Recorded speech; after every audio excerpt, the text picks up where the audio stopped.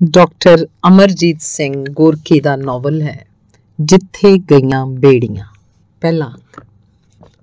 ਅੱਜ ਸਵੇਰੇ ਜਦੋਂ ਕੁੰਦਰ ਨੇ ਅੱਖ ਖੋਲ੍ਹੀ ਤਾਂ ਉਹਨੂੰ ਆਪਣਾ ਚੌਗਿਰਦਾ ਉਪਰਾ ਲੱਗਾ। ਇਸ ਘਰ 'ਚੋਂ ਉਹਦੀ ਪਹਿਲੀ ਸਵੇਰ ਸੀ। ਉੱਪਰ ਆਕਾਸ਼ 'ਚੋਂ ਤਾਰੇ ਲੋਪ ਹੋ ਚੁੱਕੇ ਸੀ, ਪਰ ਸੂਰਜ ਹਾਲੀ ਨਹੀਂ ਸੀ ਨਿਕਲਿਆ। ਉਹਦੇ ਨਾਲ ਦੀਆਂ ਦੋਵੇਂ ਮੰਜੀਆਂ ਖਾਲੀ ਸਨ। ਜਾਪਦਾ ਉਹਦਾ ਤਾਇਆ ਤੇ ਤਾਈ ਉੱਠ ਕੇ ਹੇਠਾਂ ਲੈ ਗਏ ਸਨ।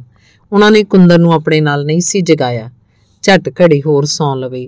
ਜਦੋਂ ਦੁਬਾਰਾ ਉਹਦੀ ਤਾਈ ਪਾਣੀ ਦੀ ਗੜਵੀ ਫੜ ਕੇ ਉੱਪਰ ਆਈ ਤਾਂ ਕੁੰਦਰ ਨੂੰ ਜਾਗਦਾ ਸਹੀ ਕਰਕੇ ਉਹਨੇ ਟਾਇਲਟ ਅੰਦਰ ਵੜਦਿਆਂ ਪੁੱਛ ਲਿਆ, ਜਾਗ ਪਿਆ ਕਾਕਾ? ਹਾਂਜੀ ਤਾਈ ਜੀ, ਕਹਿ ਕੇ ਕੁੰਦਰ ਨੂੰ ਉੱਠ ਕੇ ਬਹਿ ਗਿਆ। ਚਾਦਰ ਹੇਠ ਉਹਨੇ ਕਛਹਿਰਾ ਹੀ ਤੇੜ ਪਾਇਆ ਸੀ ਤੇ ਸਰਾਣੇ ਰੱਖੀ ਕਮੀਜ਼ ਉਸ ਪਾ ਲਈ ਤੇ ਉੱਠ ਕੇ ਬਨੇਰੇ ਕੋਲ ਆ ਗਿਆ। ਜਾਪਦਾ ਸੀ ਸਾਰੇ ਕੋਠੇ ਖਾਲੀ ਪਏ ਸਨ।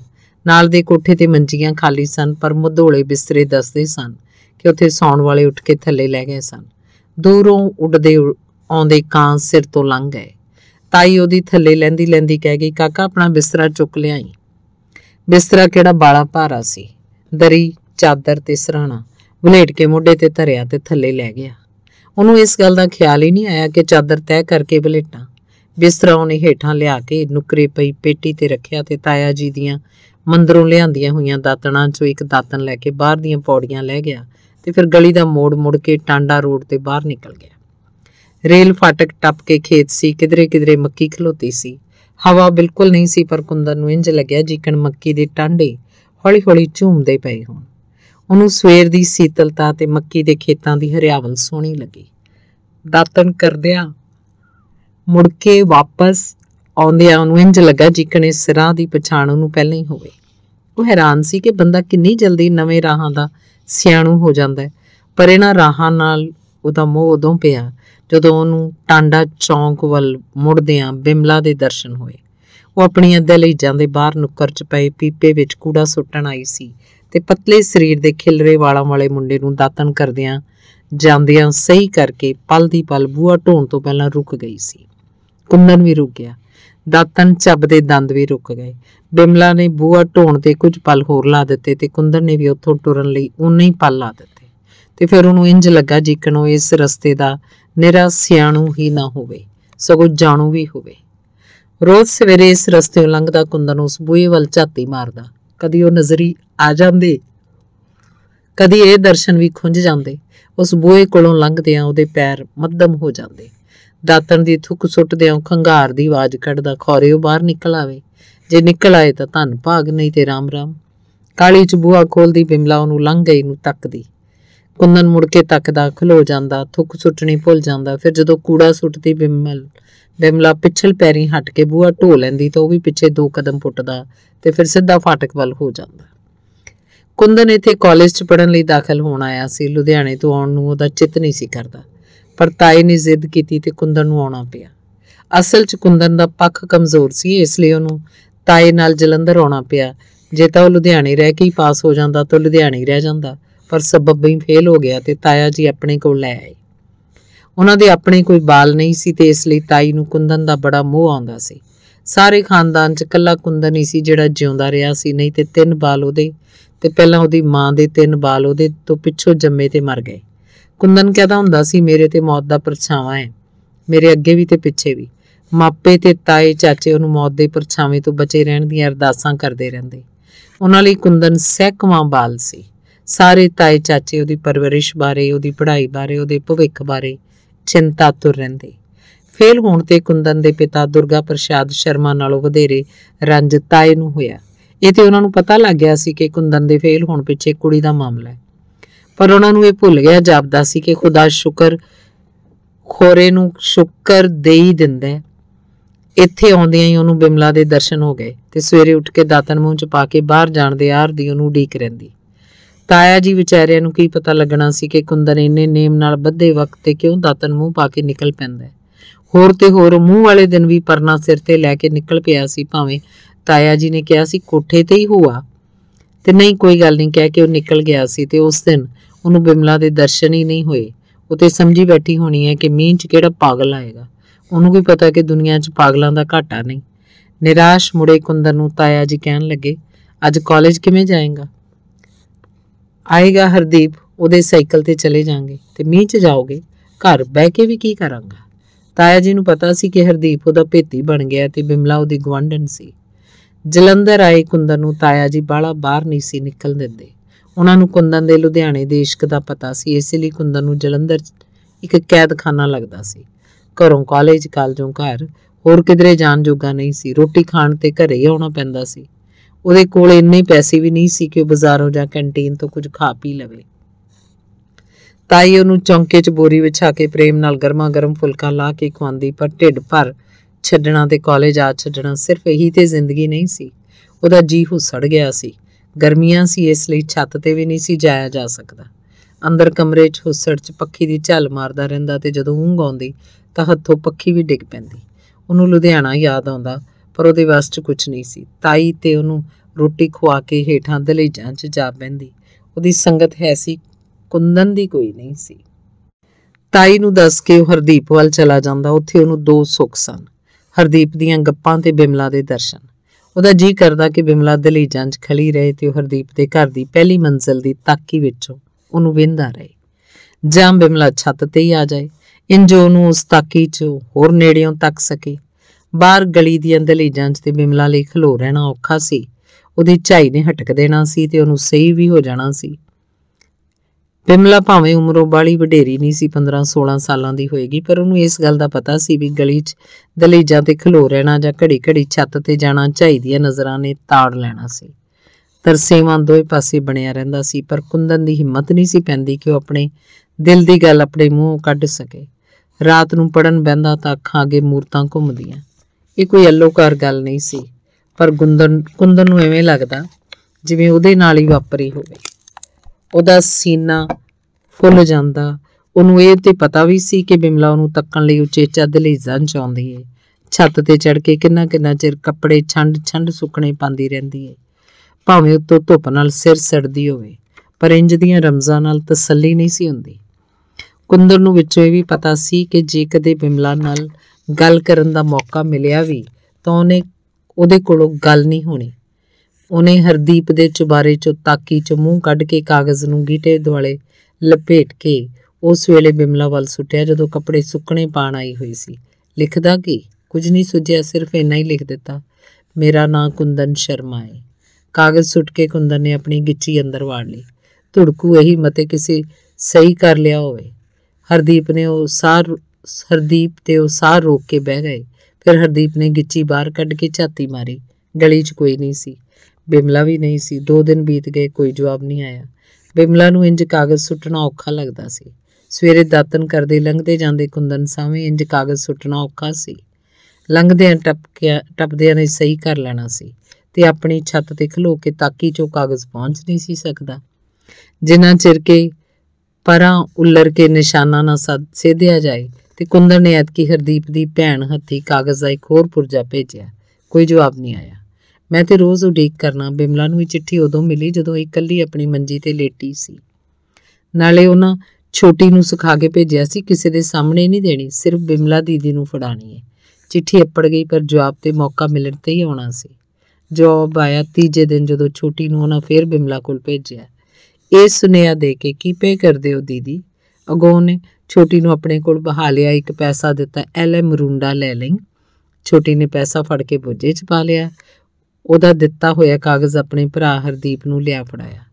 ਕੁੰਦਨ ਤੇ ਹਰਦੀਪ ਹੋਰਾਂ ਨੂੰ ਚਾਅ ਚੜ੍ਹ ਗਿਆ। ਦੌੜ ਕੇ ਉਹਨਾਂ ਕਾਗਜ਼ ਛੋਟੀ ਦੇ ਹੱਥੋਂ ਖੋਲਿਆ। ਹਿੰਦੀ 'ਚ ਲਿਖਿਆ ਸੀ, ਮੇਰਾ ਨਾਂ ਬਿਮਲਾ ਸ਼ਰਮਾ ਹੈ, ਮੈਨੂੰ ਤੁਸੀਂ ਬੜੇ ਚੰਗੇ ਲੱਗਦੇ ਹੋ। ਝਾਈ ਨੇ ਮੈਨੂੰ ਮੈਟ੍ਰਿਕ ਤੋਂ ਬਾਅਦ ਨਹੀਂ ਪੜ੍ਹਾਉਣਾ।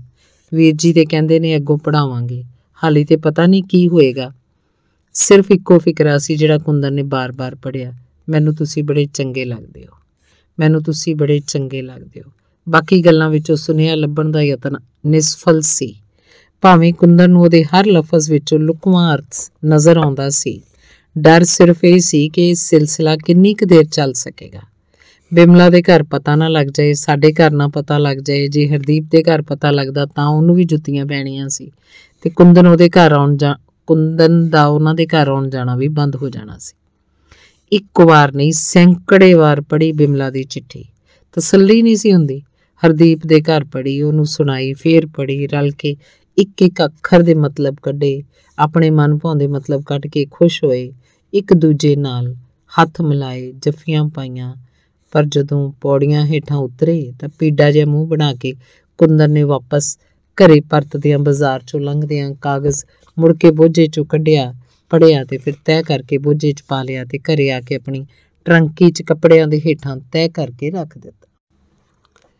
ਪਹਿਲੇ ਭਾਗ ਦਾ ਦੂਸਰਾ ਹਿੱਸਾ। ਜਦੋਂ ਕੁੰਦਨ ਲੁਧਿਆਣੇ ਆਪਣੇ ਪਿਤਾ ਕੋਲ ਸੀ ਉਦੋਂ ਉਹਨੂੰ ਘੁੰਮਣ ਫਿਰਨ ਦੀ ਪੂਰੀ ਆਜ਼ਾਦੀ ਸੀ।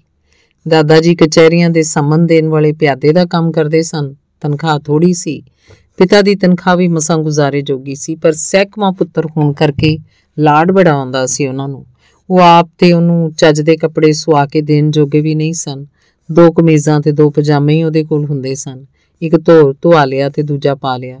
ਇੱਕ ਪਜਾਮਾ ਤੇ ਹੈ ਵੀ ਫਾਂਟਾਂ ਵਾਲਾ ਸੀ। ਜਿਹੋ ਜਿਹਾ ਗਰੀਬੀ 'ਚ ਉਹਦਾ ਬਚਪਨ ਬੀਤਿਆ ਸੀ, ਉਹਦੀ ਆਦਤ ਹੋਣ ਕਰਕੇ ਉਹਨੂੰ ਆਪਣੇ ਕੱਪੜਿਆਂ ਕਰਕੇ ਸ਼ਰਮ ਨਹੀਂ ਸੀ ਆਉਂਦੀ। ਸਿਰਫ ਜਦੋਂ ਆਪਣੇ ਅਮੀਰ ਦੋਸਤਾਂ ਨੂੰ ਵੇਖਦਾ ਤਾਂ ਉਹਨੂੰ ਆਪਣੀ ਗਰੀਬੀ ਦਾ ਅਹਿਸਾਸ ਹੁੰਦਾ। ਉਹਦਾ ਮਨ ਸੁੰਗੜ ਜਿਹਾ ਜਾਂਦਾ, ਪਰ ਜਦੋਂ ਇਹਨਾਂ ਦੋਸਤਾਂ ਨਾਲ ਬਹਿਸ ਕਰਦਾ ਜਾਂ ਮਸਲਿਆਂ ਬਾਰੇ ਆਪਣੀ ਰਾਏ ਦਿੰਦਾ ਤਾਂ ਉਹਦਾ ਕੱਦ ਉਹਨਾਂ ਨਾਲੋਂ ਉੱਚਾ ਹੁੰਦਾ। ਭਾਵੇਂ ਸਾਹਿਰ ਲੁਧਿਆਣਵੀ, ਓਮੀ ਸੱਭਰਵਾਲ ਤੇ ਜੈ ਦੇ ਵਰਗੇ ਦੋਸਤ ਕਿਸੇ ਗੱਲੋਂ ਘੱਟ ਨਹੀਂ ਸੀ, ਪਰ ਜਿਸ ਸਪਸ਼ਟਤਾ ਨਾਲ ਉਹ ਗੱਲ ਕਰ ਸਕਦਾ ਸੀ ਉਹਦੇ ਦੋਸਤ ਨਹੀਂ ਸੀ ਕਰ ਸਕਦੇ। ਸਾਹਿਰ ਉਹਦੇ ਨਾਲੋਂ ਉਮਰ ਵਿੱਚ ਵਡੇਰਾ ਸੀ ਤੇ ਉਹਦਾ ਨਾਂ ਵੀ ਸ਼ਾਇਰੀ ਦੇ ਖੇਤਰ 'ਚ ਵੱਜਣ ਲੱਗ ਪਿਆ ਸੀ। ਲੁਧਿਆਣੇ ਜਿਸ ਕੁੜੀ ਨਾਲ ਕੁੰਦਨ ਦਾ ਮੁਆਸ਼ਕਾ ਸੀ, ਕ੍ਰਿਸ਼ਨ ਅਦੀਬ ਉਹਦਾ ਕਾਸਦ ਸੀ। ਮਾਸੂਮ ਜਿਹਾ ਇਸ਼ਕ ਸੀ। ਕ੍ਰਿਸ਼ਨ ਅਦੀਬ ਦੀ ਗੁਆਂਢਣ ਸੀ। ਉਹੀ ਚਿੱਠੀਆਂ ਲੈ ਵੀ ਜਾਂਦਾ ਤੇ ਚਿੱਠੀਆਂ ਲੈ ਵੀ ਆਉਂਦਾ। ਕੋਈ ਗੱਲਬਾਤ ਨਹੀਂ ਹੋ ਸਕੀ।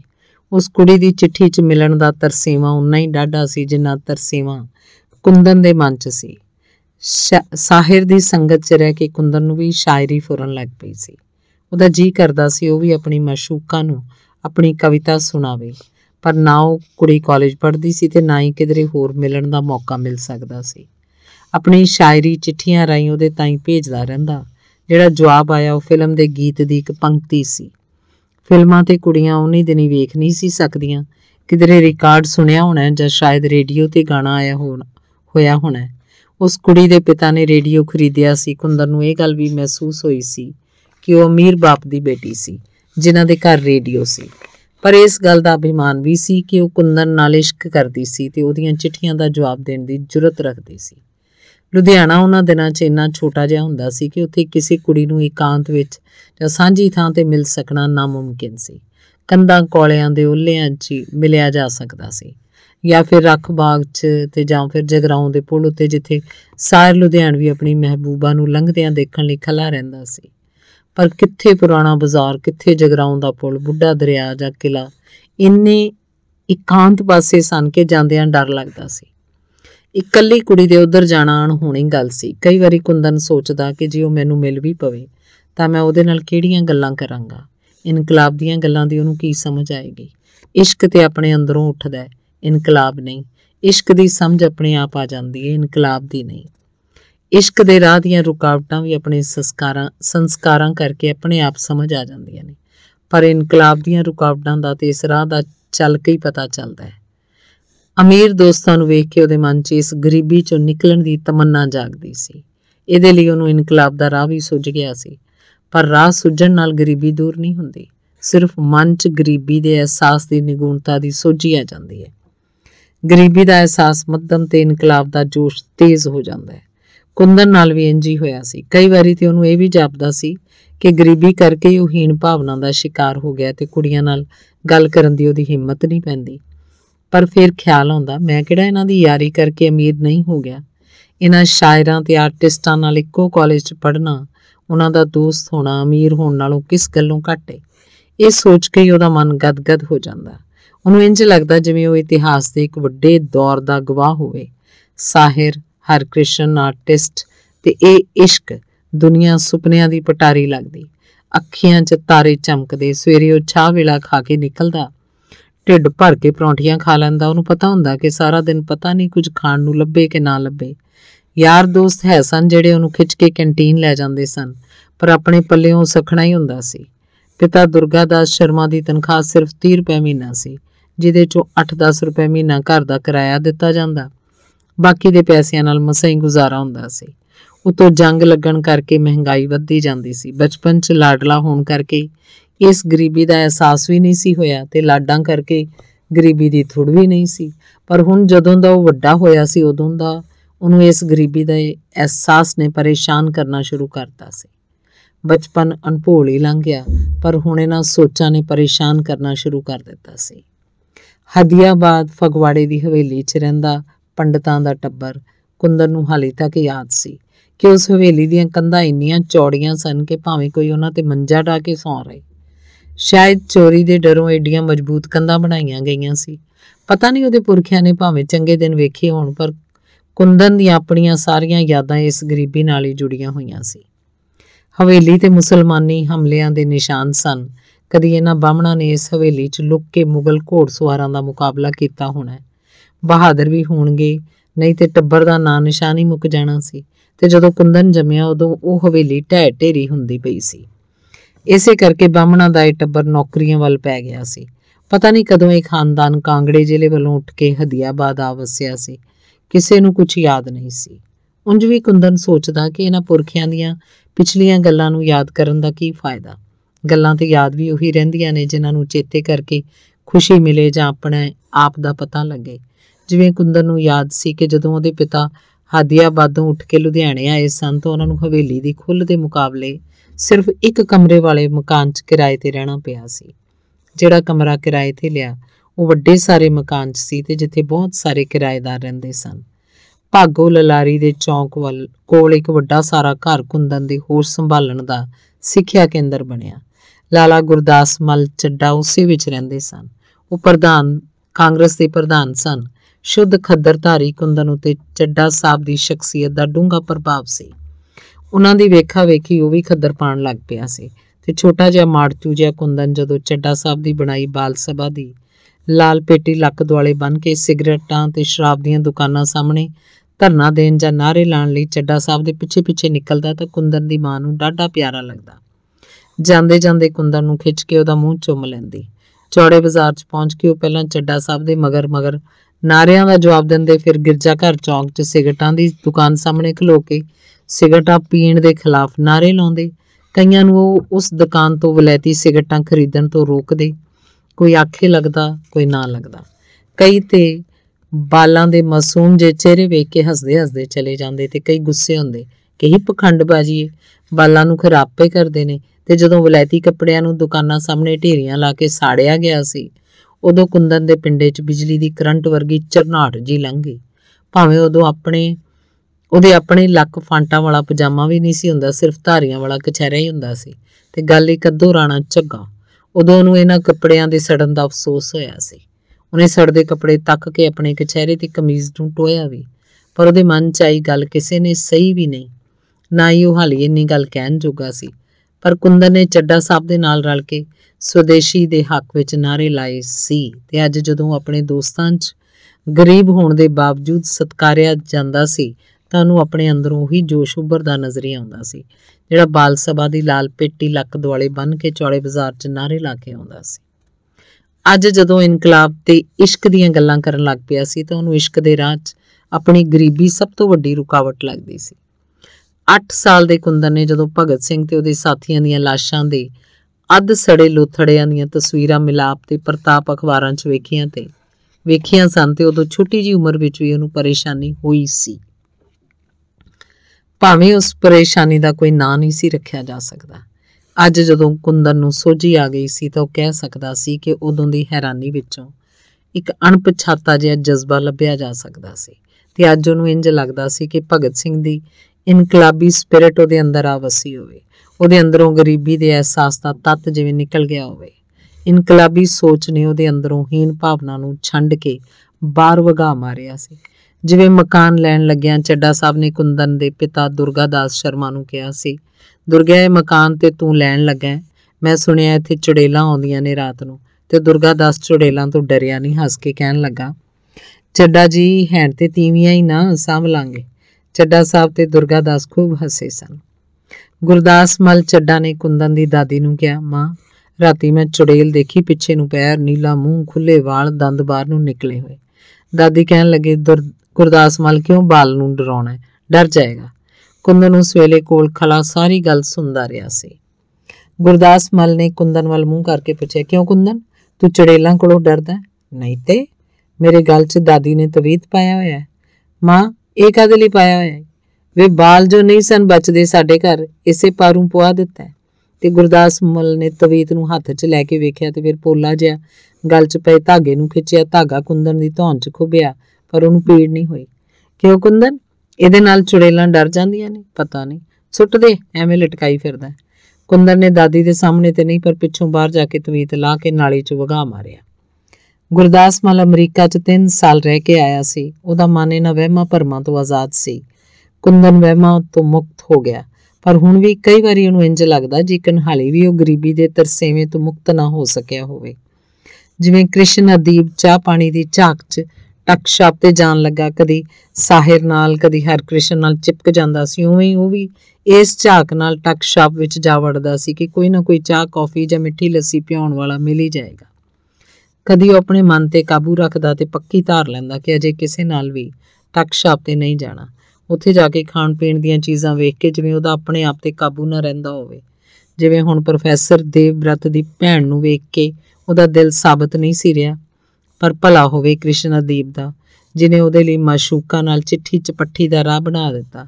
ਕਈ ਵਾਰੀ ਕ੍ਰਿਸ਼ਨ ਅਦੀਬ ਉਹਨੂੰ ਸਤਾਉਣ ਲਈ ਕਹਿ ਦਿੰਦਾ, ਮੈਂ ਜੁੱਤੀਆਂ ਨਹੀਂ ਖਾਣੀਆਂ ਪ੍ਰੋਫੈਸਰ ਕੋਲੋਂ, ਤੇ ਕੁੰਦਨ ਉਹਨੂੰ ਲਾਰਾ ਲਾ ਦਿੰਦਾ, ਤੈਨੂੰ ਚਾਹ ਪਿਆਵਾਂਗਾ ਟੱਕ ਛਾਪ ਤੇ। ਕਦੀ ਉਹਦੇ ਕੋਲ ਚਾਹ ਪਿਆਉਣ ਜੋਗੇ ਪੈਸੇ ਹੁੰਦੇ, ਕਦੀ ਨਾ ਹੁੰਦੇ। ਜਦੋਂ ਨਹਿਰੂ ਲੁਧਿਆਣੇ ਆਇਆ ਸੀ ਤਾਂ ਉਹਨੇ ਉਹਦਾ ਉਹ ਲੈਕਚਰ ਸੁਣਿਆ ਸੀ ਜਿਸ 'ਚ ਉਹਨੇ ਹਿੰਦੁਸਤਾਨ ਦੇ ਕਿਸਾਨਾਂ ਤੇ ਮਜ਼ਦੂਰਾਂ ਨੂੰ ਭਾਰਤ ਮਾਤਾ ਕਿਹਾ ਸੀ ਤੇ ਉਹਨਾਂ ਲੋਕਾਂ ਦੀ ਗਰੀਬੀ ਦੂਰ ਕਰਨ ਦੀ ਗੱਲ ਕੀਤੀ ਸੀ। ਉਹਦੇ ਮਨ 'ਚ ਇਹ ਗੱਲ ਡੂੰਘੀ ਲੈ ਗਈ ਸੀ ਕਿ ਆਜ਼ਾਦ ਹਿੰਦੁਸਤਾਨ 'ਚ ਗਰੀਬੀ ਦੂਰ ਹੋ ਜਾਏਗੀ। ਪਰ ਜਦੋਂ ਸਾਰੇ ਪਾਸੇ ਆਪਣੇ ਵਰਗੇ ਤੇ ਆਪਣੇ ਤੋਂ ਵੀ ਗਰੀਬ ਲੋਕ ਦੇਖਦਾ ਤਾਂ ਉਹਦੇ ਮਨ 'ਚ ਆਜ਼ਾਦ ਹਿੰਦੁਸਤਾਨ ਤੇ ਖੁਸ਼ਹਾਲ ਹਿੰਦੁਸਤਾਨ ਦਾ ਨਕਸ਼ਾ ਧੁੰਦਲਾ ਪੈ ਜਾਂਦਾ। ਦਰੇਸੀ ਗਰਾਊਂਡ 'ਚ ਜਲਸਾ ਹੋਇਆ ਸੀ। ਉਹਨੂੰ ਆਪਣੇ ਘਰ ਕੋਲੋਂ ਵੀ ਉਹ ਸਾਰਾ ਮੈਦਾਨ ਨਜ਼ਰੀ ਆਉਂਦਾ ਸੀ। ਜਿੱਥੇ ਜਲਸਾ ਹੋਣਾ ਸੀ ਉਹਦੇ ਪਿਤਾ ਜੀ ਉਸ ਦਿਨ ਕੰਮ ਤੇ ਨਹੀਂ ਸਨ ਗਏ। ਉਹਦੀ ਮਾਤਾ ਨੇ ਵੀ ਇਸ ਵਕਤ ਹੀ ਸਾਰਿਆਂ ਨੂੰ ਰੋਟੀ ਖਵਾ ਦਿੱਤੀ ਸੀ। ਉਹ ਆਪਣੇ ਪਿਤਾ ਜੀ ਨਾਲ ਰਲ ਕੇ ਜਲਸਾ ਸੁਣਨ ਗਿਆ ਸੀ। ਮਾਤਾ ਨੇ ਪਰੇ ਬੂਹੇ 'ਚ ਬਹਿ ਕੇ ਲੋਕਾਂ ਨੂੰ ਵੇਖਿਆ ਸੀ। ਛਾਬੜੀਆਂ ਵਾਲੇ ਗਲੀ 'ਚ ਛਾਬੇ ਲਾਈ ਬੈਠੇ ਸਨ, ਪਰ ਆਵਾਜ਼ ਕਿਸੇ ਨੇ ਨਹੀਂ ਕੱਢੀ ਕਿਉਂਕਿ ਨਹਿਰੂ ਬਾਰੇ ਮਸ਼ਹੂਰ ਸੀ ਕਿ ਉਹਦੇ ਜਲਸੇ 'ਚ ਰੌਲਾ ਕੋਈ ਨਹੀਂ ਪਾ ਸਕਦਾ। ਕੋਲ ਦਾ ਗੁਆਂਢੀ ਉਹਨੂੰ ਥੱਪੜ ਮਾਰ ਕੇ ਚੁੱਪ ਕਰਾ ਦਿੰਦਾ ਸੀ। ਉਂਝ ਭਾਵੇਂ ਕੁੰਦਨ ਆਪਣੇ ਤਾਏ ਨਾਲ ਗਾਂਧੀ ਦੇ ਦਰਸ਼ਨ ਕਰਨ ਲਾਹੌਰ ਵੀ ਗਿਆ ਸੀ ਤੇ ਗਾਂਧੀ ਜੀ ਨੂੰ ਉਹਨੇ ਇੰਨੀ ਨੇੜਿਓਂ ਦੇਖਿਆ ਸੀ ਕਿ ਤਾਇਆ ਜੀ ਦੀ ਵੇਖਾ ਵੇਖੀ ਉਹਨੇ ਉਹਨਾਂ ਦੇ ਪੈਰੀਂ ਹੱਥ ਵੀ ਲਾਇਆ ਸੀ। ਨਾ ਉਹਨੇ ਗਾਂਧੀ ਨੂੰ ਪੜ੍ਹਿਆ ਸੀ ਤੇ ਨਾ ਨਹਿਰੂ ਨੂੰ। ਇਹ ਤੇ ਉਹਨੂੰ ਬਾਅਦ 'ਚ ਜਾ ਕੇ ਪਤਾ ਲੱਗਾ ਸੀ ਕਿ ਚੋਰਾ ਚੋਰੀ ਦੀ ਘਟਨਾ ਕਰਕੇ ਜਿਹੜੀ ਸਿਵਲ ਨਾਫਰਮਾਨੀ ਲਹਿਰ ਵਾਪਸ ਲਈ ਸੀ ਉਹ ਗਾਂਧੀ ਜੀ ਦੀ ਗਲਤੀ ਸੀ। ਸ਼ਾਇਦ ਕਮਿਊਨਿਸਟ ਬਣਨ ਤੋਂ ਪਿੱਛੋਂ ਉਹਨੂੰ ਇਸ ਗੱਲ ਦੀ ਸੋਝੀ ਆਈ ਸੀ। ਜਵਾਨੀ ਦੇ ਜੋਸ਼ 'ਚ ਉਹਨੇ ਕਈ ਵਾਰੀ ਸੋਚਿਆ ਵੀ ਸੀ ਕਿ ਗਾਂਧੀ ਨਰਮ ਗੱਲਾਂ ਕਰਦਾ, ਕੋਈ ਗਰਮ ਗੱਲ ਹੋਣੀ ਚਾਹੀਦੀ ਹੈ, ਪਰ ਜਵਾਨੀ ਦੇ ਜੋਸ਼ ਵਾਲੀ ਗਰਮ ਗੱਲ ਸੀ ਦੇਵਬ੍ਰਤ ਦੀ ਭੈਣ ਨਾਲ ਚਿੱਠੀ ਚਪੱਠੀ, ਕੁਝ ਹੋਰ ਗਰਮ ਨਹੀਂ ਸੀ। ਪਹਿਲਾ ਭਾਗ, ਤੀਸਰਾ ਅੰਗ। ਕੁੰਦਨ ਲਾਲ ਸ਼ਰਮਾ ਦੇ ਤਾਇਆ ਜੀ ਭਾਵੇਂ ਗਾਂਧੀ ਦੇ ਭਗਤ ਸਨ, ਪਰ ਸਰਕਾਰੀ ਨੌਕਰ ਹੋਣ ਕਰਕੇ ਉਹਨਾਂ ਦਾ ਵਿਸ਼ਵਾਸ ਵੀ ਬਣਿਆ ਸੀ ਕਿ ਅੰਗਰੇਜ਼ ਦੀ ਹਕੂਮਤ ਕਦੀ ਖਤਮ ਨਹੀਂ ਹੋ ਸਕਦੀ। ਜਿਨ੍ਹਾਂ ਦਾ ਰਾਜ ਸਦ ਰਹਿਣਾ ਹੈ, ਕਿਹੜਾ ਮਾਈ ਦਾ ਲਾਲ ਹੈ ਜਿਹੜਾ ਇਹਨਾਂ ਦੀ ਤਾਕਤ ਦਾ ਮੁਕਾਬਲਾ ਕਰ ਸਕੇ। ਪਰ ਜਦੋਂ ਕੁੰਦਨ ਨੂੰ ਲਾਹੌਰ ਲੈ ਕੇ ਗਾਂਧੀ ਦਾ ਜਲਸਾ ਸੁਣਨ ਗਏ ਸਨ, ਉਦੋਂ ਉਹਨਾਂ ਦੇ ਮਨ ਨੇ ਐਸਾ ਜੋਸ਼ ਮਾਰਿਆ ਕਿ ਨੌਕਰੀ ਛੱਡ ਕੇ ਆਜ਼ਾਦੀ ਦੀ ਲੜਾਈ 'ਚ ਕੁੱਦਣ ਲਈ ਤਿਆਰ ਹੋ ਗਏ। ਪਰ ਕੁੰਦਨ ਦੀ ਤਾਈ ਨੇ ਸਮਝਾਇਆ ਸੀ, ਕਮਲੇ ਹੋ ਗਏ ਹੋ, ਟੱਬਰ ਕੌਣ ਪਾਲੇਗਾ ਜੇ, ਦੁਰਗੇ ਦਾ ਤੇ ਆਪ ਮਸਾਂ ਗੁਜ਼ਾਰਾ ਹੁੰਦਾ। ਤੇ ਫਿਰ ਤਾਇਆ ਜੀ ਨੂੰ ਕੁੰਦਨ ਦਾ ਰੋਲਣਾ ਨਜ਼ਰੀ ਆਇਆ ਸੀ। ਅੱਗੇ ਉਹ ਕਿਹੜਾ ਐਸ਼ ਪਿਆ ਕਰਦਾ ਸੀ। ਕਈ ਵਾਰੀ ਦੂਜੇ ਜਵਾਨ ਮੁੰਡਿਆਂ ਨੂੰ ਵੇਖ ਕੇ ਉਹਨਾਂ ਦੇ ਮਨ 'ਚ ਵੀ ਖਿਆਲ ਆਉਂਦਾ ਸੀ ਕਿ ਉਹਨਾਂ ਦਾ ਕੁੰਦਨ ਵੀ ਚੰਗਾ ਖਾਵੇ ਹੰਡਾਵੇ, ਪਰ ਸੁਪਨੇ ਪੂਰੇ ਕਰਨ ਲਈ ਵੀ ਮਾਇਆ ਦੀ ਲੋੜ ਪੈਂਦੀ ਹੈ ਤੇ ਉਹ ਮਾਇਆ ਸਾਰੇ ਟੱਬਰ ਕੋਲ ਹੈ ਨਹੀਂ ਸੀ। ਤਾਇਆ ਜੀ ਕੁੰਦਨ ਨੂੰ ਲੁਧਿਆਣੇ ਤੋਂ ਪੜ੍ਹਾਈ ਛੁਡਾ ਕੇ ਜਲੰਧਰ ਲੈ ਗਏ ਸੀ ਤਾਂ ਇਸੇ ਲਈ ਕਿ ਲੁਧਿਆਣੇ ਉਹਦੀ ਸੰਗਤ ਮਾੜੀ ਸੀ। ਲੁੱਟਰਾਂ ਨਾਲ ਫਿਰਦਾ, ਨਾਅਰੇ ਲਾਉਂਦਾ ਫਿਰਦਾ ਸੀ ਤੇ ਜਾਂ ਫਿਰ ਕੁੜੀਆਂ ਦੇ ਚੱਕਰ 'ਚ ਇੱਜ਼ਤ ਰੋਲਣ ਨੂੰ ਫਿਰਦਾ ਸੀ। ਤੇ ਜਦੋਂ ਉਹਨਾਂ ਪ੍ਰੋਫੈਸਰ ਦੇਵਬ੍ਰਤ ਦੀ ਭੈਣ ਨੂੰ ਲਿਖੀ ਚਿੱਠੀ ਉਹਦੀ ਜੇਬ 'ਚ ਡਿੱਗੀ ਚੁੱਕ ਕੇ ਪੜ੍ਹੀ ਸੀ ਤਾਂ ਉਹਨਾਂ ਨੂੰ ਬੜੀ ਹੈਰਾਨੀ ਹੋਈ ਸੀ। ਹਾਲੀ ਉਹਦੀ ਉਮਰ ਹੀ ਕੀ ਸੀ, ਸਿਰਫ 17 ਸਾਲ, ਤੇ ਉਹਨਾਂ ਨੂੰ ਇਹ ਚੇਤਾ ਵੀ ਨਹੀਂ ਸੀ ਕਿ ਕੁੰਦਨ ਜਵਾਨ ਹੀ ਨਹੀਂ ਹੋ ਗਿਆ, ਸਗੋਂ ਇਸ਼ਕ ਵੀ ਕਰਨ ਲੱਗ ਪਿਆ ਸੀ। ਇੱਕ ਵਾਰੀ ਤੇ ਉਹਨਾਂ ਦੇ ਮਨ 'ਚ ਆਈ ਸੀ ਕਿ ਉਹਨੂੰ ਫੜ ਕੇ ਝੰਬ ਸੁੱਟਣ ਤੇ ਪੁੱਛਣ, ਕੰਜਰਾ ਕਿਉਂ ਖਾਨਦਾਨ ਦੀ ਇੱਜ਼ਤ ਰੋਲਣ ਤੇ ਲੱਗਾ ਹੋਇਆ। ਪਰ ਜਦੋਂ ਉਹਨੂੰ ਘਰ ਆਏ ਦਾ ਮਾਸੂਮ ਜਿਹਾ ਮੂੰਹ ਤੱਕਿਆ ਤਾਂ ਉਹਨਾਂ ਦੇ ਮਨ ਪੰਗਰ ਗਿਆ। ਉਹਦੀ ਗੈਰ ਹਾਜ਼ਰੀ 'ਚ ਉਹਨਾਂ ਨੇ ਉਹਦੀ ਟਰੰਕੀ 'ਚੋਂ ਚਿੱਠੀਆਂ ਕੱਢ ਕੇ ਪੜ੍ਹ ਲਈਆਂ ਸਨ। ਉਹਨਾਂ ਦੇ ਮਨ 'ਚ ਆਈ ਸੀ ਕਿ ਛੋਟੇ ਭਰਾ ਦੁਰਗਾ ਦਾਸ ਨੂੰ ਦੱਸਣ ਜਾਂ ਆਪਣੀ ਮਾਂ ਕੁੰਦਨ ਦੀ ਦਾਦੀ ਜਾਂ ਆਪਣੀ ਭਰਜਾਈ ਕੁੰਦਨ ਦੀ ਮਾਂ ਨੂੰ ਝਿੜਕਣ, ਪਰ ਫਿਰ ਇਹ ਸੋਚ ਕੇ ਚੁੱਪ ਕਰ ਰਹੇ ਕਿ ਇਹਨਾਂ ਸਾਰਿਆਂ ਦਾ ਕੋਈ ਕਸੂਰ ਨਹੀਂ। ਇਹਨਾਂ ਨੂੰ ਕੀ ਪਤਾ ਘਰੋਂ ਬਾਹਰ ਮੁੰਡਾ ਕੀ ਖੇ ਉਡਾਉਂਦਾ।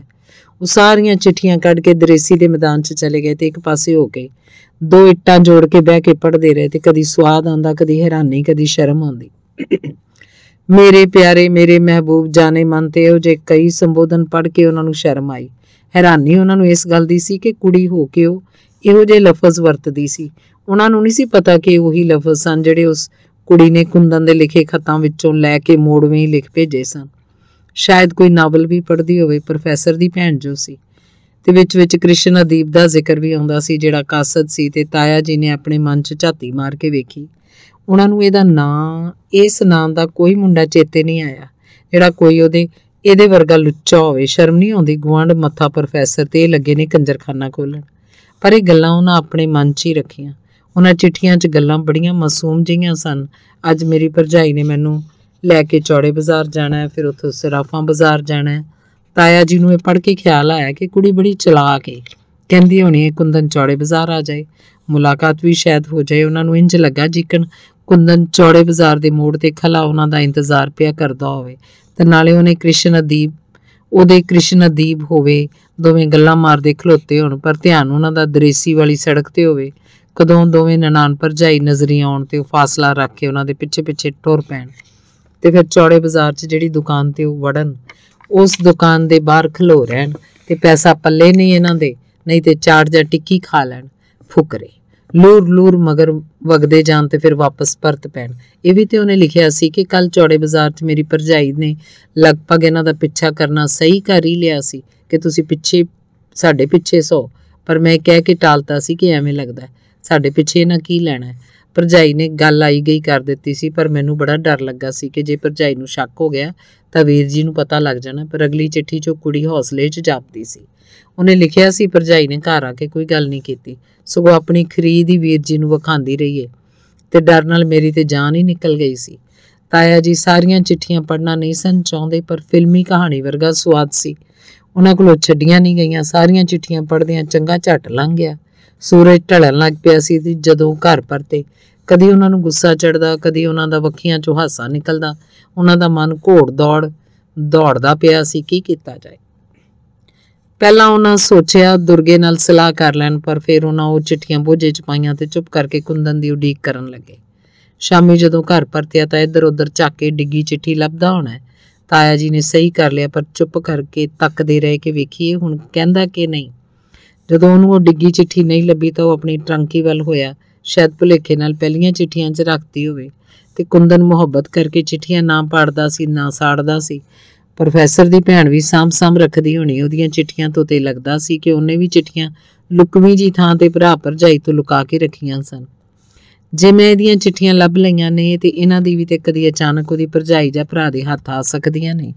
ਸ਼ਾਇਦ ਉਹਦੀ ਅਣਜਾਣ ਉਮਰ ਕਰਕੇ ਉਹਨਾਂ ਨੂੰ ਸ਼ੱਕ ਹੀ ਨਾ ਹੋਵੇ, ਤੇ ਨਾਲੇ ਉਂਝ ਵੀ ਭਰਾ ਭਰਜਾਈਆਂ ਛੋਟੀਆਂ ਭੈਣਾਂ ਨੂੰ ਬੱਚੀਆਂ ਹੀ ਸਮਝਦੇ ਨੇ। ਅਸੀਂ ਵੀ ਤੇ ਕੁੰਦਨ ਨੂੰ ਨਿਆਣਾ ਹੀ ਸਮਝਦੇ ਸਾਂ, ਤੇ ਅੱਜ ਪਤਾ ਲੱਗਾ ਕਿ ਇਹ ਤੇ ਜਵਾਨ ਹੋ ਗਿਆ। ਤੇ ਜਦੋਂ ਕੁੰਦਨ ਨੇ ਆਪਣੀ ਟਰੰਕੀ ਨੂੰ ਫੋਲਿਆ ਤੇ ਚਿੱਠੀਆਂ ਗਾਇਬ। ਉਹਦਾ ਤੇ ਰੰਗ ਉੱਡ ਗਿਆ। ਕਿੱਥੇ ਗਈਆਂ, ਕਿਸਨੇ ਕੱਢੀਆਂ ਹੋਣੀਆਂ।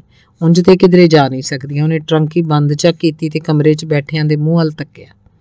ਕਮਰੇ 'ਚ ਤਾਇਆ ਸੀ, ਤਾਈ ਸੀ ਤੇ ਮਾਂ ਵੀ, ਤੇ ਪਿਤਾ ਜੀ ਤੇ ਹਾਲੀ ਆਏ ਹੀ ਨਹੀਂ ਸਨ। ਤਾਈ ਤੇ ਮਾਤਾ ਅਨਪੜ੍ਹ ਸਨ ਤੇ ਉਹਨਾਂ ਨੇ ਚਿੱਠੀਆਂ ਕੀ ਕਰਨੀਆਂ ਸਨ। ਵੇਖ ਵੀ ਲੈਂਦੀਆਂ ਤਾਂ ਉਹਨਾਂ ਲਈ ਨਿਰੇ ਕੀੜੇ ਮਕੌੜੇ ਸਨ, ਤੇ ਤਾਇਆ ਜੀ ਨੂੰ ਹੀ ਇਹਨਾਂ ਚਿੱਠੀਆਂ ਦੀ ਸਮਝ ਆ ਸਕਦੀ ਸੀ। ਉਹਨੂੰ ਹੈਰਾਨੀ ਨਹੀਂ ਹੋਈ ਕਿ ਤਾਇਆ ਜੀ ਨੇ ਉਹਦੀ ਟਰੰਕੀ 'ਚੋਂ ਚਿੱਠੀਆਂ ਕੱਢ ਲਈਆਂ ਹੋਣਗੀਆਂ। ਹੁਣ ਉਹਨੂੰ ਸਮਝ ਆ ਗਈ ਕਿ ਜਿਹੜੀ ਅੱਜ ਦੀ ਚਿੱਠੀ ਨਹੀਂ ਸੀ ਲੱਭਦੀ ਪਈ, ਉਹ ਡਿੱਗ ਪਈ ਹੋਣੀ ਹੈ, ਤੇ ਤਾਇਆ ਜੀ ਨੇ ਪੜ੍ਹ ਕੇ ਦੂਜੀਆਂ ਚਿੱਠੀਆਂ ਵੀ ਲੱਭ ਲਈਆਂ ਹੋਣੀਆਂ ਨੇ। ਪਰ ਡਰਦਾ ਉਹ ਇੰਨਾ ਸੀ ਤਾਇਆ ਜੀ ਕੋਲੋਂ ਕਿ ਉਹਦੀ ਹਿੰਮਤ ਹੀ ਨਹੀਂ ਹੋਈ ਕਿ ਉਹਨਾਂ ਕੋਲੋਂ ਪੁੱਛ ਸਕੇ। ਉਹਨੇ ਸਿਰਫ ਗੌਰ ਨਾਲ ਤਾਇਆ ਜੀ ਦੇ ਮੂੰਹ ਵੱਲ ਤੱਕਿਆ। ਉਹ ਉਦੋਂ ਵੀ ਗੈਰ ਗੰਭੀਰ ਬੈਠੇ ਹੋਏ ਸਨ ਤੇ ਕੱਚੀ ਲੱਸੀ ਪੀਂਦੇ ਸਨ। ਮਾਤਾ ਨੇ ਇੱਕ ਗਲਾਸ ਕੁੰਦਨ ਦੇ ਅੱਗੇ ਵੀ ਕਰ ਦਿੱਤਾ। ਘੁੰਡ ਕਰਕੇ ਉਹਨੇ ਮੂੰਹ ਕੁਝ ਨਹੀਂ ਕਿਹਾ। ਕੁੰਦਨ ਨੇ ਘਟਾਘਟ ਗਲਾਸ ਅੰਦਰ ਸੁੱਟਿਆ ਤੇ ਬਾਹਰ ਨਿਕਲ ਗਿਆ।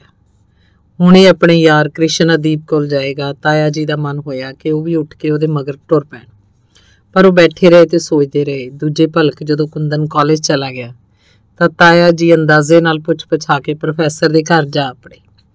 ਪ੍ਰੋਫੈਸਰ ਹਾਲੇ ਕਾਲਜ ਗਿਆ ਨਹੀਂ ਸੀ। ਕੁੰਡੀ ਖੜਕਾਈ। ਪ੍ਰੋਫੈਸਰ ਟਾਈ ਬੰਦਾ ਦਰਵਾਜ਼ਾ ਖੋਲ੍ਹਣ ਆਇਆ। ਪ੍ਰੋਫੈਸਰ ਦੇਵਬ੍ਰਤ, ਹਾਂਜੀ ਫਰਮਾਓ, ਬਹਿ ਕੇ ਗੱਲ ਕਰੀਏ, ਲੰਘ ਆਓ। ਪ੍ਰੋਫੈਸਰ ਤਾਇਆ ਜੀ ਨੂੰ ਆਪਣੇ ਨਾਲ ਅੰਦਰ ਲੈ ਗਿਆ ਤੇ ਬੈਠਕ 'ਚ ਬਿਠਾਇਆ। ਬਬਲੀ, ਪਾਣੀ ਲਿਆਈ ਇੱਕ ਗਲਾਸ। ਪ੍ਰੋਫੈਸਰ ਟਾਈ ਬੰਦਾ ਮੈਂ ਆਇਆ ਕਹਿ ਕੇ ਅੰਦਰ ਚਲਾ ਗਿਆ ਤੇ ਬਬਲੀ ਪਲੇਟ 'ਚ ਪਾਣੀ ਦਾ ਕੱਚ ਦਾ ਗਲਾਸ ਧਰ ਕੇ ਲਿਆਈ। ਤਾਇਆ ਜੀ ਨੂੰ ਚਿੱਠੀਆਂ ਵਿੱਚੋਂ ਪਹਿਲਾਂ ਹੀ ਪਤਾ ਲੱਗ ਗਿਆ ਸੀ ਕਿ ਕੁੜੀ ਦਾ ਨਾਮ ਬਬਲੀ ਹੈ।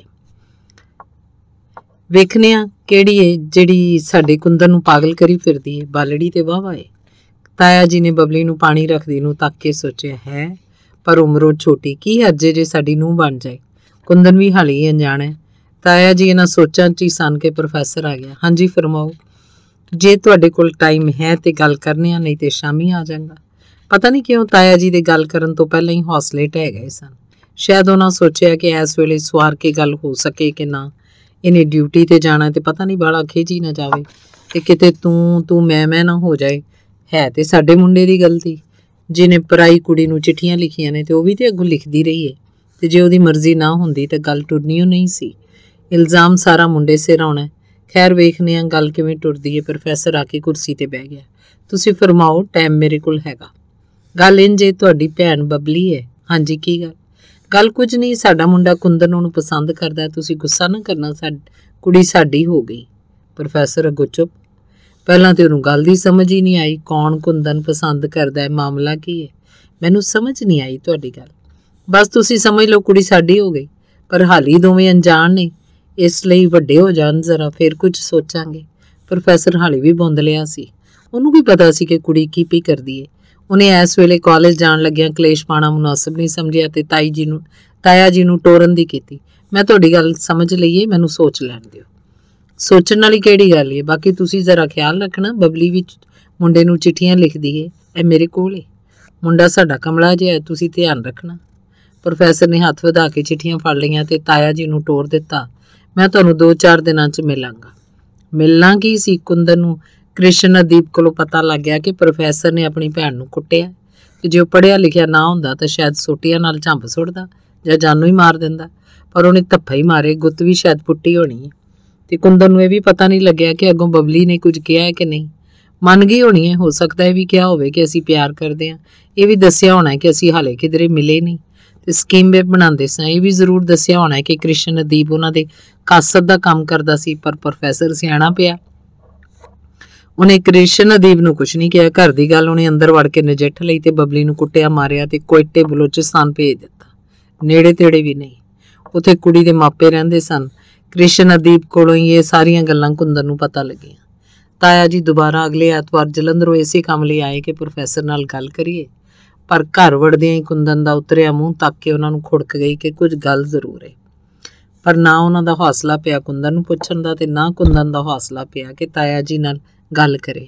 ਵਿੱਚੋਂ ਗੁੱਸੇ ਵੀ ਸੀ ਤੇ ਮਹਿਸੂਸਿਆ ਹੋਇਆ ਵੀ। ਜਿਹੜੀ ਗੱਲ ਉਹਨੂੰ ਪਤਾ ਸੀ ਉਹਦੇ ਤਾਇਆ ਜੀ ਨੂੰ ਪਤਾ ਸੀ, ਤੇ ਜਿਹੜੀ ਗੱਲ ਤਾਇਆ ਜੀ ਨੇ ਪ੍ਰੋਫੈਸਰ ਦੇ ਘਰ ਜਾ ਕੇ ਕੀਤੀ ਸੀ ਉਹਦਾ ਨਤੀਜਾ ਕੀ ਹੋਇਆ ਕੁੰਦਨ ਨੂੰ ਉਹਦਾ ਪਤਾ ਸੀ।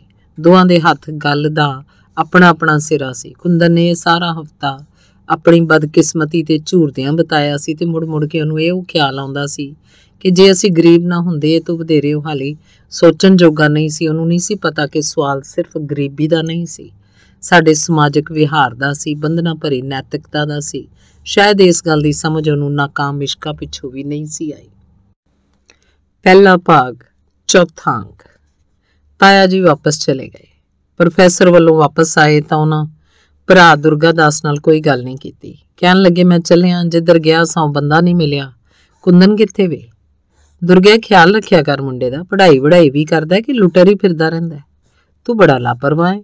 ਤੂੰ ਭਾਗਵੰਤੀ ਹੈ, ਕਈ ਕੁੰਦਨ ਨੂੰ ਬਹਿ ਕੇ ਪੜ੍ਹਿਆ ਕਰੇ। ਮਸਾਂ ਤੇ ਪੜ੍ਹਨ ਲੱਗਾ। ਮੈਂ ਨਾ ਹੁਣ ਚੱਲਦਾ, ਤੇਰੀ ਭਰਜਾਈ ਨੂੰ ਕਹਿ ਆਇਆ ਸਾਂ ਕਿ ਮੁੜਿਆ ਆਉਣਾ। ਤੇ ਉਹ ਆਪਣਾ ਥੈਲਾ ਜਿਹਾ ਲੈ ਕੇ ਬਾਹਰ ਨਿਕਲ ਗਿਆ ਤੇ ਸਿੱਧਾ ਸਟੇਸ਼ਨ ਤੇ ਚਲਾ ਗਿਆ। ਸ਼ਟਲ ਟ੍ਰੇਨ ਦਾ ਵੇਲਾ ਹੋ ਗਿਆ ਸੀ ਤੇ ਕੁੰਦਨ ਨੂੰ ਤੇ ਪਤਾ ਸੀ ਵੀ ਤਾਇਆ ਜੀ ਕਿਸ ਗੱਲੋਂ ਆਏ ਸੀ, ਤੇ ਉਹਨੂੰ ਇਹ ਵੀ ਪਤਾ ਸੀ ਕਿ ਸਾਰੀ ਗੱਲ ਦਾ ਤਾਇਆ ਜੀ ਨੂੰ ਪ੍ਰੋਫੈਸਰ ਦੇ ਘਰ ਜਾ ਕੇ ਪਤਾ ਲੱਗਣਾ। ਤੇ ਕੁੰਦਨ ਨੂੰ ਗੁੱਸਾ ਸੀ ਕਿ ਉਹਦੇ ਘਰ ਦੇ ਹੀ ਉਹਦੇ ਦੁਸ਼ਮਣ ਬਣ ਗਏ ਸਨ। ਉਹ ਤਾਇਆ ਜੀ ਜਿਨ੍ਹਾਂ ਨੂੰ ਇੰਨਾ ਪਿਆਰ ਕਰਦਾ ਸੀ, ਉਹਨਾਂ ਨੇ ਸਾਰੀ ਗੱਲ ਵਿਗਾੜ ਦਿੱਤੀ ਸੀ। ਉਹ ਤਾਇਆ ਜੀ ਜਿਹੜਾ ਉਹਨੂੰ ਇੰਨਾ ਪਿਆਰ ਕਰਦੇ ਸਨ, ਉਹਨਾਂ ਨੇ ਉਹਨੂੰ ਉਸ ਮੁਹੱਲੇ 'ਚ ਜਾਣ ਜੋਗਾ ਨਹੀਂ ਸੀ ਛੱਡਿਆ। ਪ੍ਰੋਫੈਸਰ ਨੇ ਨਾ ਤੇ ਕ੍ਰਿਸ਼ਨਾਦੀਪ ਨੂੰ ਕੁਝ ਕਿਹਾ ਤੇ ਨਾ ਹੀ ਉਹਦੇ ਘਰ ਕੋਈ ਉਲਾਮਾ ਦਿੱਤਾ ਸੀ। ਉਹਨੇ ਤੇ ਗੱਲ ਨੂੰ ਵਿੱਚੇ ਹੀ ਨੱਪ ਦਿੱਤਾ, ਪਰ ਪ੍ਰੋਫੈਸਰ ਨੂੰ ਇਹ ਤੇ ਪਤਾ ਲੱਗ ਹੀ ਗਿਆ ਸੀ ਕਿ ਮੁੰਡਾ ਕਿਹੜਾ ਹੈ।